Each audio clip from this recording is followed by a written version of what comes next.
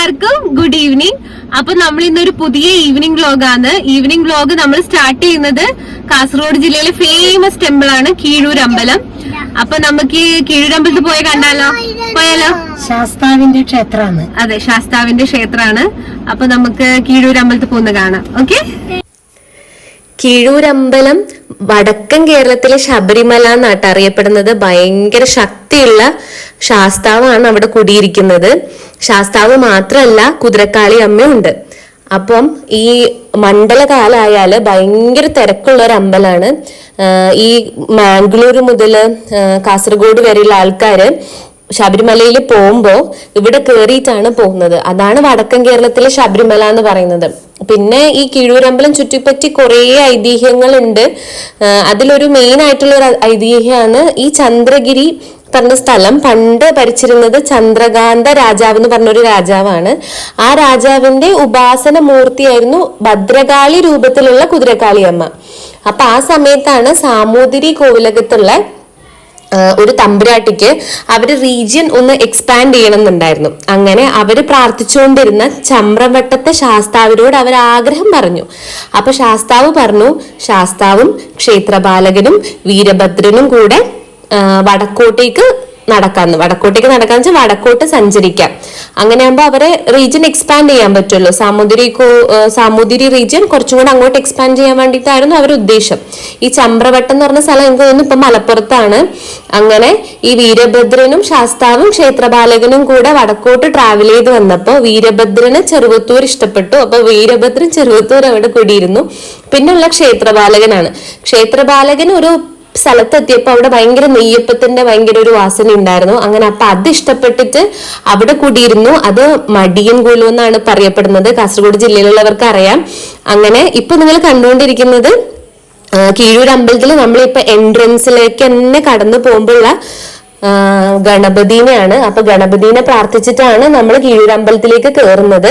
കീഴൂരമ്പലത്തിലേക്ക് കയറുമ്പോൾ നാഗം കൂടെ ഉണ്ട്. എനിക്ക് നാഗത്തിന്റെ അടുത്ത് അങ്ങനെ വീഡിയോ എടുക്കാൻ ഭയങ്കര പേടിയാണ്. കാരണം ഞാൻ ഭയങ്കര പേടിയോടെ പ്രാർത്ഥിക്കുന്ന ഒരു ഇതാണ് നാഗം. അപ്പൊ നമ്മൾ ഈ വഴിയിൽ പോകുമ്പോൾ മഴക്കാലമായതുകൊണ്ട് നിറച്ചും ഈ നമ്മൾ ഇതിനെ പറയല് മറ്റേ ഈ സ്ലേറ്റ് മയക്കുന്നതിന്റെ സാധനത്തിന് എന്തോ പേരുണ്ടല്ലോ, മറന്നുപോയി.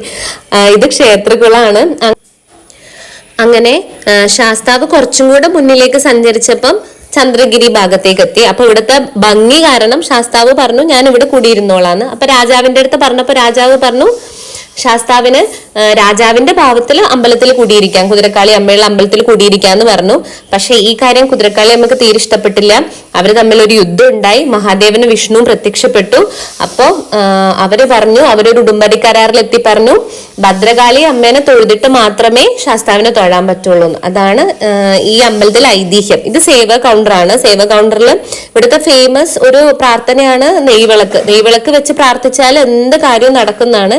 അപ്പൊ ഞാന് നമ്മള് KL14 നാത്തൂൻസിന്റെ പേരില് നെയ്വിളക്കും പിന്നെ പായസും പഞ്ചഗജായ എന്ന് പറഞ്ഞത് ഈ കാസർഗോഡ് ഇങ്ങോട്ട് ഈ ഭാഗത്തേക്കുള്ള ഒരു നൈവേദ്യമാണ്.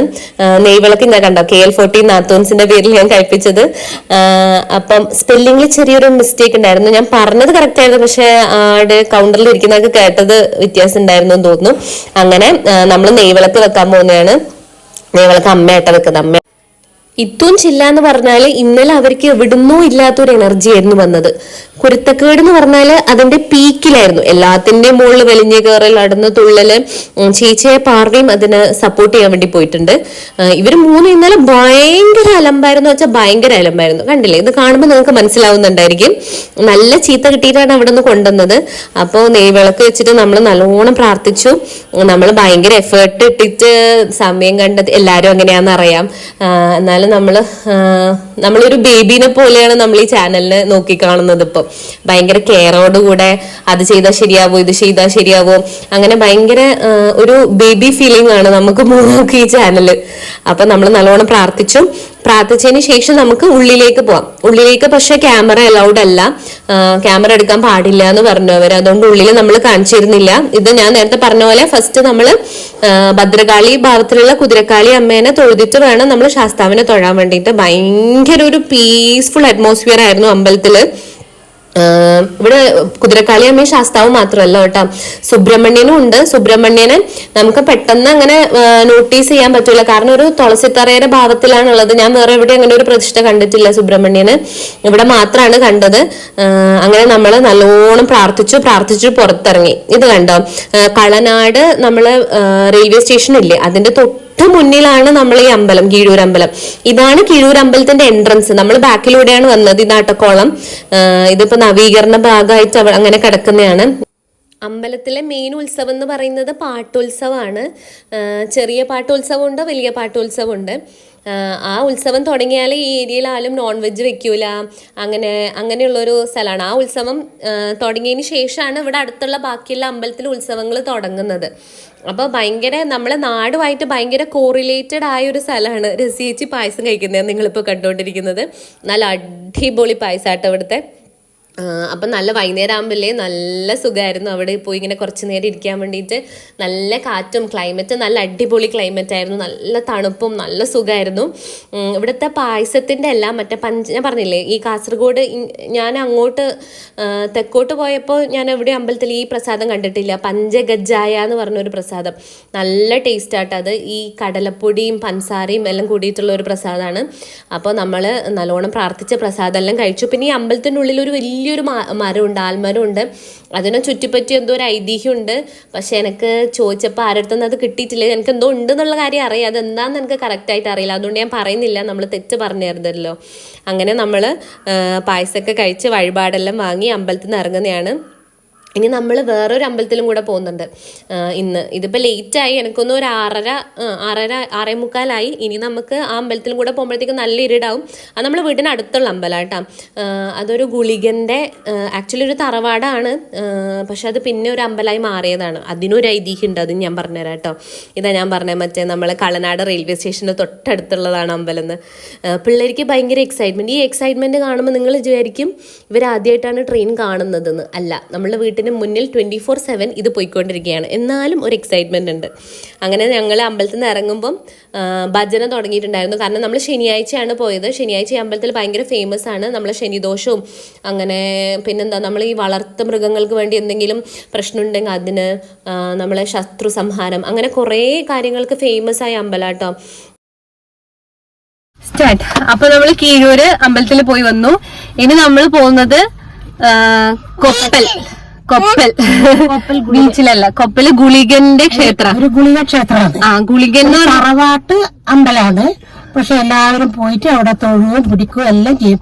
വിളിച്ചാ വിളി കേൾക്കുന്ന ദൈവമാണ്, ഭയങ്കര ശക്തിയുള്ള ദൈവമാണ്. അതിന്റെ ഐതിഹ്യം എല്ലാം ഞാൻ അവിടെ അമ്പലത്തിലെത്തിയിട്ട് പറഞ്ഞു. ഈ കൊപ്പല് ഗുളികന്റെ തറവാടാണ് ആക്ച്വലി. അത് നമ്മളെ വീട്ടിന്റെ തൊട്ടടുത്താട്ടാ, ചാത്തങ്കയിൽ നമ്മളെ വീട്ടിന്റെ തൊട്ടടുത്ത്. ഇതാണ് ആ തറവാട്. എനിക്കൊന്ന് 1970s ഇത് തുടങ്ങിയത്. അപ്പൊ ആ തുടങ്ങിയ സമയത്ത് ഇവിടെ ഈ കുടുംബക്കാര് മാത്രം ആയിരുന്നു ഉണ്ടായിരുന്നത്. ഇവിടെ ഇങ്ങനെ ഈ ദൈവക്കോലെല്ലാം കെട്ടി ആടി അതിനെ പ്രാർത്ഥിച്ച് ചെയ്യുന്നുണ്ടായത്. പിന്നെ ഇപ്പം അവിടുത്തെ സ്വാമി പറഞ്ഞ തിരുവനന്തപുരം മുതൽ ഈ കാസർഗോഡ് ജില്ല വരെയുള്ള കുറേ ആൾക്കാര് ഇവിടെ ഇപ്പൊ വന്ന് ദൈവക്കോലം കെട്ടി ആടുന്നുണ്ട്. എന്തെങ്കിലും പ്രാർത്ഥിച്ചാൽ അത് നടക്കും, അത് ഉറപ്പാണ്, 100% ഉറപ്പാണ്. പിന്നെ ഇവിടെ ഡിസംബർ മുതൽ ജൂലൈ വരെയാണ് ഈ ദൈവക്കോലം കെട്ടിയാടുന്നത്. ഗുളികനാട്ടാ. ആക്ച്വലി നമ്മൾ പോയ ദിവസമായിരുന്നു ലാസ്റ്റ് ഡേ. ഇതാണ് ഞാൻ പറഞ്ഞ ഗുളികൻ തെയ്യം. കാന്താര സിനിമയിൽ കണ്ടിട്ടുണ്ടാവും എല്ലാവരും. ഭയങ്കര ശക്തിയുള്ള ദൈവമാണ്. അതൊക്കെ കഴിഞ്ഞ് അമ്മ വന്നിട്ടില്ല കേട്ടോ, കാരണം ഇത് കുറച്ചൊന്ന് ഇറങ്ങി പിന്നെ ആദ്യം കയറാനുണ്ട്. അപ്പൊ അമ്മക്ക് കാലുവേദന ഉള്ളതുകൊണ്ട് അമ്മ വന്നിട്ടില്ല. അമ്മ വണ്ടിയിലിരുന്നു, നമ്മളമ്മ വണ്ടിയിലാക്കിയിട്ടാണ് പോയത്. അങ്ങനെ നമ്മൾ തിരിച്ചു വന്നതിന് ശേഷം നമ്മൾ വീട്ടിൽ പോയി വേറെ വലിയ പരിപാടിയൊന്നും ഉണ്ടായിരുന്നില്ല. പ്രസാദമൊക്കെ കഴിച്ച് നമ്മളെന്താ കിടന്നുറങ്ങി, അത്രയേ ഉള്ളൂ. അപ്പൊ നമുക്ക് ഇന്നത്തെ വീഡിയോ ഞങ്ങൾക്ക് തോന്നുന്നു എല്ലാവർക്കും ഇഷ്ടപ്പെട്ടു. ഭയങ്കര ഒരു റിഫ്രഷിങ് ആയിരുന്നില്ലേ? കമന്റ് ചെയ്യണം കേട്ടോ, എങ്ങനെ ഉണ്ടായിരുന്നു വീഡിയോ എന്നെല്ലാം. ഇനി ഇതുപോലുള്ള കാസർഗോഡ് ജില്ലയിലെ അമ്പലങ്ങളെ വീഡിയോ വേണോ, അതോ നമ്മളെ daily day in my life ആണോ നിങ്ങൾക്ക് കാണാൻ ഇഷ്ടം? എന്താണ് ഇഷ്ടം എന്നുള്ളത് നമുക്ക് കമന്റ് ചെയ്താലാണ് അറിയാം. അപ്പൊ എല്ലാരും സപ്പോർട്ട് ചെയ്യുക.